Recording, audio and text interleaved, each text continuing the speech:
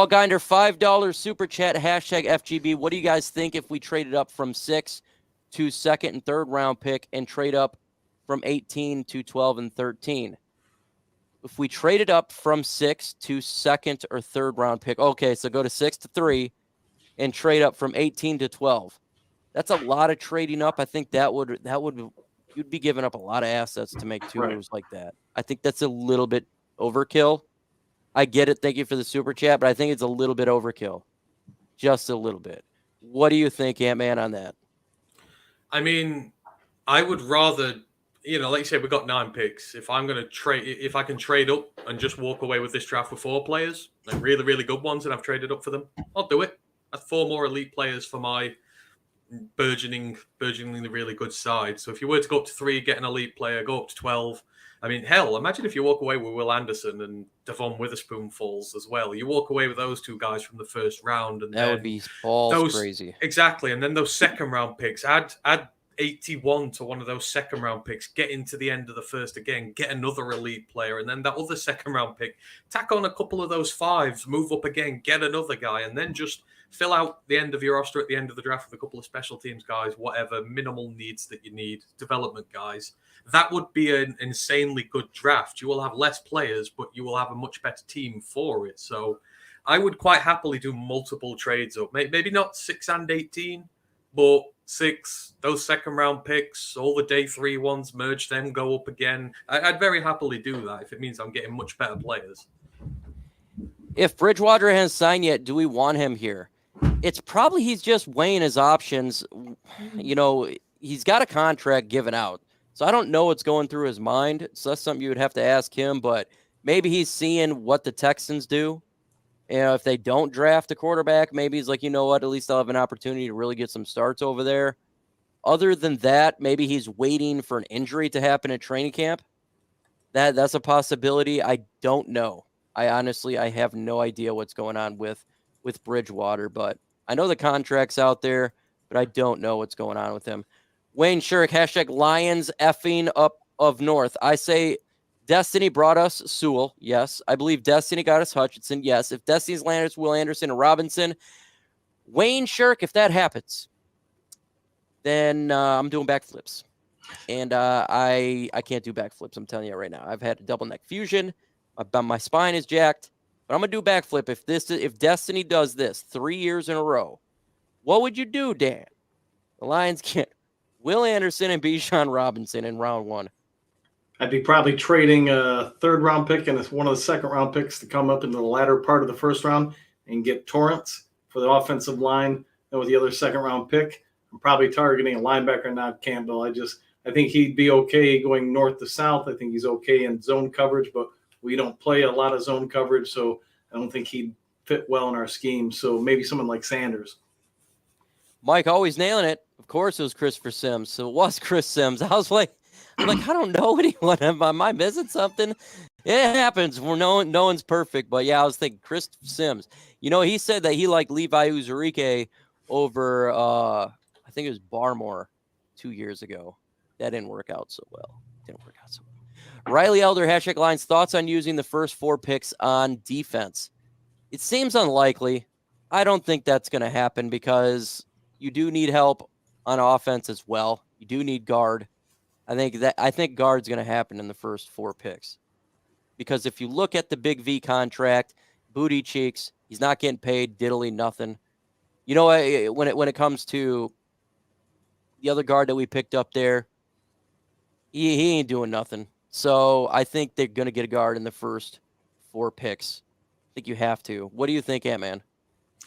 My mock had 4 defenders early on because I think that there are still holes to fill. Like I said, there are long-term pieces we need to put in there because we don't have long-term depth at a lot of positions. And then there's a couple of critical pieces we need elsewhere. So for me, I'd quite happily spend the first 4 on defense if that was the way we were going to go, because then I'm set. Really, I am. I've got the young core. I've got plenty of young talent in there. I've got long-term reassurance at most positions. I'm really happy with that. So I would do that. I really would. And then I will pick development guys for my offensive line later on. Because don't forget, we got Glasgow and Vaitai this year, so you don't need to throw a right guard in right away. You can get tackles and you can give them a year in the system, get used to it. You got a great O-line coach here and develop them long term. So I'd do it that way, me. Michael Brevoort says, can you tell me about running back McBride, whom a lot of mock drafters put into the Lions now? I've noticed that trend. A lot of balance and break tackles. Around would he go? What do you think about that, Ant-Man, about McBride? Because I've seen a trend for sure. See, I saw someone have him mocked as running back 3 in this draft the other day. I can't remember who it was now, but it was a national analyst, had him mocked as running back 3 after Jameer Gibbs. And I was like, I disagree highly. Yeah, highly disagree. I think, and why there's no receiving there whatsoever. He is a non-factor in the receiving game. And in this day and age, you kind of got to have that to be one of the top prospects coming out. As a running back, I love him. A power back. Got some of the best instincts you'll find as a running back in this draft. And he's just had an incredible season on a not-so-great team. And, guys who sort of flourish in those systems, I really like. So as a running back, I think he's really good. I don't think he's running back 3 in this draft, though. Would I be upset if we got him? No, not really. I think he'd be a very good complement behind Montgomery, but I'm more an Israel Abanikanda fan for the same reason. I think he's a bit above him in the standings, but he's a really good running back in his own right. So give him that, but he's a complete non-factor in the passing game, which is the problem. Zach Charbonnet, disrespect. That's disrespectful. Come on, man. The dude's a damn good freaking running back. And yeah, he needs to get a little bit more love there for sure. If from the Dern, my guy, the Dern, if Stroud is there at 6, are you tempted to take him? I'm tempted. I'll take him. If he fell to the Lions at 6, look, guys, I know you don't want a quarterback. A lot of people don't, but this is called BPA at this point. If Stroud fell to 6, I don't know how you pass it up unless there's a Will Anderson or something. But that means one of these guys, that means those guys are gone if he fell. Okay, that's what it means. Or somehow Will Anderson went ahead. That's what it would mean. I would take him. What about you, Dan, and then Ant-Man on that one? I think the first thing you got to do is you got to get the Lions war room some extra people to handle the phone calls because their phone's going to be blowing up. If he falls to 6, you're going to get tons of trade offers. With that being said, Mike, it's a business.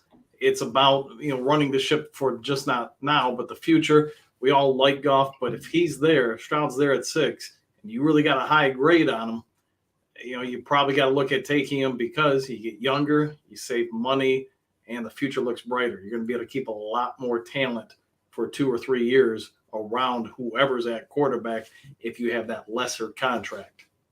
To me, it's all about BPA, right? Best player available. You don't pass up on it. If that falls, it's BPA to me. Ant-Man, what is your thoughts? If somehow Stroud fell to the line, there's just no way. I don't see it happening. But if some crazy luck happens, would you select him? So to put this into context, out the top 4 quarterbacks, and I'm probably pretty much on my own here, he's at the bottom of my 4 in terms of preferential 1 here. And even then, with me thinking like that, if he's there at 6, you have to take him. You do, because you're not losing anything by getting him.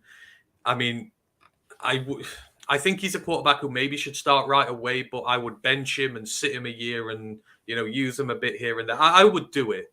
And as I say, he's at the bottom of the 4 at the top in terms of personal preference for me, but you cannot pass that opportunity up if he's just sat there. It'd be the same with Richardson. If he's sat there, I just couldn't pass him up, I don't think. So you take the guy who's there. I agree with that tour here. There's no way he dropped. There's just no way. No. Oh, God damn it. Oh, you got just an interesting picture sent to me. And it was a great one. Really good picture. And it's trying to throw me off my game right now. And if you're listening to this and you just sent me that picture, you're a son of a bitch. Oh, man, that's all I got to say right there. But I agree. Oh, man, that is an interesting one. Hard to get back on that. But we're going to do it right now. Eli Shoemaker with a $4.99 super chat. Thoughts on why we seem to be seeking more cap space? I believe we're a little over $27 million right now, and rookies can cost more than $12 million to sign. I think for great question, by the way, Eli Shoemaker. Absolutely great question here, and I'm going to pass it because I got to respond to this picture that was just sent to me. I think that they could, after the draft, make a move, right? Like if they didn't get somebody they want, and I think Ant-Man talked about this earlier, they can make a move, whether it be before the trade deadline or whatever, to beef up a position. If they're like, we're one player away from making a legit run. I think that's a possibility. That's what they're doing here. Ant-Man, what do you think? I think they're giving themselves options, like you said, Mike. Now, 27 million sounds like a lot of money, doesn't it? But as Eli said, about 12 million for your rookie class. If you're going to trade up into the first round again, that value might go higher. So you're already down to 15 after that. Teams generally keep 5 to 10 million free for the season, for injuries, for in-season moves, stuff like that. You've got to have a war chest available in free season, because you forget these last 2 years, Brad Holmes has had to restructure players just to get us through the season because we've not had money. So you will have that bank there. Then you've got to pay your practice squad. Then you've got to fill out your roster. Then, if we need Teddy Bridgewater as a backup quarterback, you need the money for him as well, because it'll probably only be a 1-year deal. It'll probably be $4 or $5 million. So your money goes very quickly. So you need this sort of a cushion here to give you that in-season balance that we've not had. So I don't think it's stockpiling for a big player. I think it's just keeping us ready for the season if injury hits and we need something in that regard. And if we don't use it, great, we can roll it over to next year when we've got shed loads of cap to use. And that's a great point as well. He makes 100%, and that could exactly be it. Injury concern, we got money, we're good to go. What do you think, Dan the man? Well, I think Ant-Man's 100% on that. You're going to have more options in this offseason, plus the regular season, than Brad Holmes has had in the past 2 years. The other part is, the further we get into the season, can he now start restructuring some of the rookie contracts that are coming up, or expiring contracts after the season, to lock in some players, something he wouldn't have been able to do last year or the season prior. So again, this just gives Brad Holmes and the team a lot of flexibility to be able to move either for the current season or to lock in some players for the future. Perfect.